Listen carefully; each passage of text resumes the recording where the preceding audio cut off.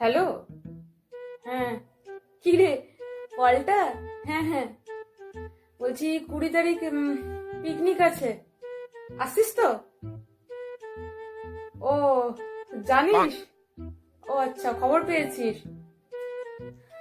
আরে না রে ভাই, যেতে পারবো না একদম, বিশ্বাস কর। কি, আসতে পারবি না? এই দেখ দেখ, একদম মজা করবি না কিন্তু। সত্যি রে, বিশ্বাস কর, কাজ আছে, যেতে পারবো না, বোঝার চেষ্টা কর।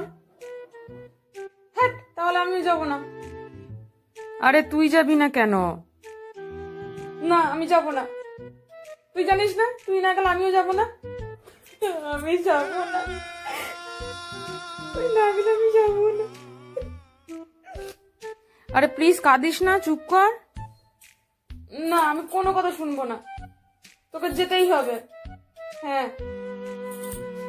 আরে দাঁড়া দাঁড়া, আমি দেখছি কি করা যায়। তুই প্লিজ কাঁদিস না, দাঁড়া আমি দেখছি। ঠিক আছে। পিকনিকে কত টাকা দিতে হবে? আরে তুই এলেই হবে, এটাই আমার টাকা। হুম, টাকার কি আছে বলতো? আরে বাবা, তাও বল, কিছু তো দিতে হবে নাকি? আরে তুই আর বলছি তো। হ্যাঁ, টাকা লাগবে না। আরে বল।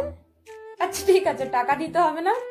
তুই এক কাজ করিস, গুগল পেতে আমাকে 1000 টাকা পাঠিয়ে দিস, ঠিক আছে?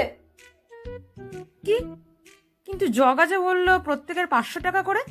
আরে বললাম না, তুই এলেই হবে, ওটাই আমার টাকা। আমার না টাকা নেই।